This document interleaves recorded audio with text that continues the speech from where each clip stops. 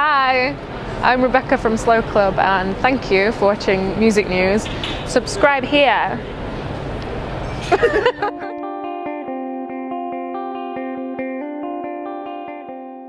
Rebecca Taylor from Slow Club, pleased to meet you. How you doing? Good, how are you? Good stuff, yeah, not too bad. Looking forward to the show here at St Pancras International. How, well, quite an unusual venue. You played here before? I've not played in the station before, so it's going to be interesting. I come through here a lot because I live in Sheffield, so we do a lot of stuff in London, so I'm always through here. Have you seen anybody else play here with Sound Connections? No, I haven't, but like a friend's band played it last week, I think, and it looked fun, and I kind of the pianos that are here are always really, like, I always kind of want to sit and play something, and then I think, well, no, because it's your job, so it would be a bit weird if you were like, hey, look at me, look at my genius. That'd be super. It'd be weird, but no, it's going to be fun. I mean, it's going to be interesting. How did you become involved in the project? We just got an email saying, do you want to do this? And I like that it's including bands that are from where you can get the train to from here. So exactly. When's the last time you jumped on the Eurostar then? We actually went to Paris like about 2 weeks ago to play Record Store Day. Oh, great. Yeah, and it was very like I do a lot of. Like this morning I came from Sheffield here, and I'm getting the train home tonight. And the other day we were just went to Paris and back in the day, and it was just really it's really easy. You could do whatever you want, really. It is a handy station, I'll give it that. Your third album, Complete Control, came out last year, very critically well received as usual. Have you started working on the fourth yet? Just, yeah. We've written one song. So you can join us at the edge. What is it called? Oh, I don't know. Well, I do know, but it's too soon to tell anyone. It's still in that germination period where we can't tell if we want to make music with each other anymore, and then we realise we do. So yeah, it's exciting, but it's slow. We did a lot of work on the last one, and I'm not as young as we were, so I want to take it steady. We'll finish it when we're ready. Is there a particular theme that you're working towards, or new direction? You got a sort of folky pop? No idea. That sort of direction, or? I never know. We start every album with not really knowing, and then we get to the end and people say, "Oh, it's so cool. You sound so different on every record," and we're like, I guess, but it's like our lives, it takes so long to sort of make an album and then have it come out, but by the time it comes out you've sort of forgotten making it, or not forgotten, but you kind of moved on emotionally from then, so yeah, God knows. I mean, we'll see. Stay tuned. Wait and see which way the wind's blowing. But I mean, the sound seems to be getting bigger. I don't know, I mean, if there was no financial constraints on you, what sort of live setup would you have in a perfect world? Yeah, well, I want to be like Shirley Bassey, kind of I would love, I actually totally dream of this, and I think it's going to be possible one day to have full orchestra, absolutely loads of people, everything you want, make it as grand as possible, me in a red dress on a piano, yeah, I want old Hollywood kind of that, but it's unlikely anytime soon, but one day, that's what I'd have. Charles is really into guitars and pedals and all the stuff that I don't care about, so he would probably have a wall of amps and something kind of louder.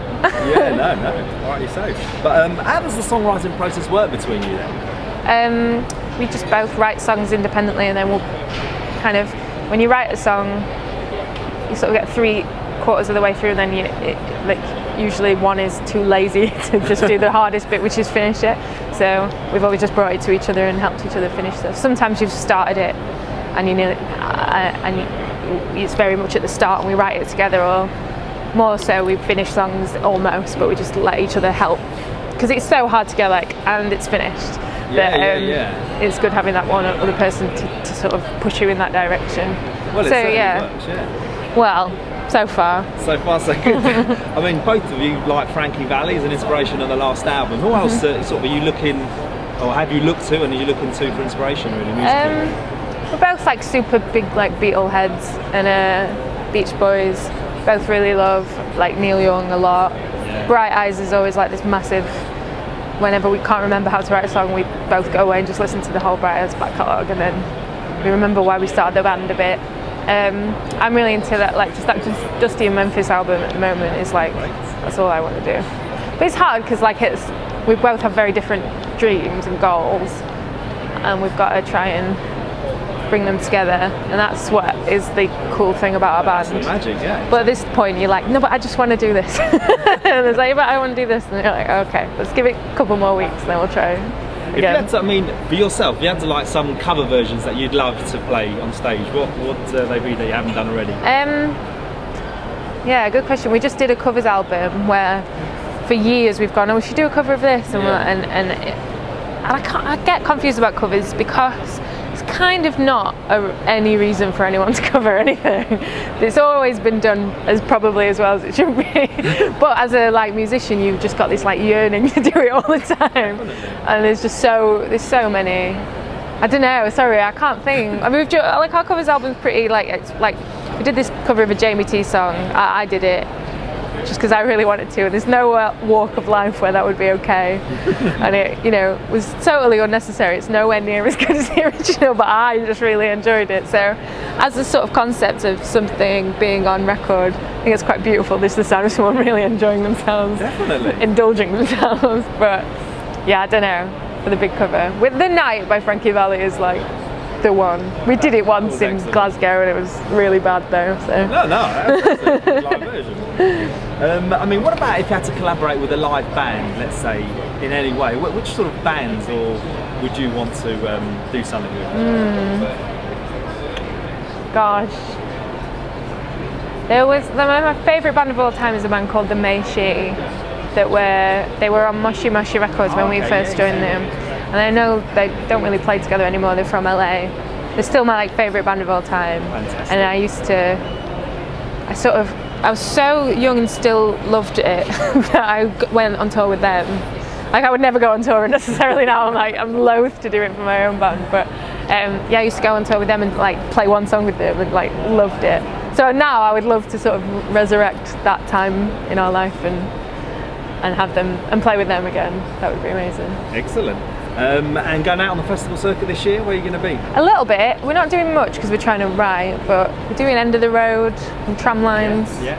They were wheelers out for Tramlines every year. Yeah, no, I love Tramlines. We're always up there. Thanks a lot for your time. It's been great. Looking forward to the show. If you had to choose 3 songs from Slow Club's whole repertoire that you say, right, these 3 sort of sum us up, what 3 would you choose? God. A song called Never Look Back, I think. A song called The Queen's Nose on the last album that I felt everything made sense on. Trying to think of something off our first album.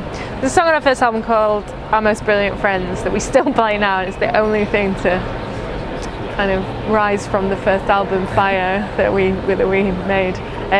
So that one, yeah. Great stuff. Anything else to say to Music News watchers? Don't know. Thank you for liking music. I don't know, sorry. Is that right? Yeah, great. Thanks a lot. Cool.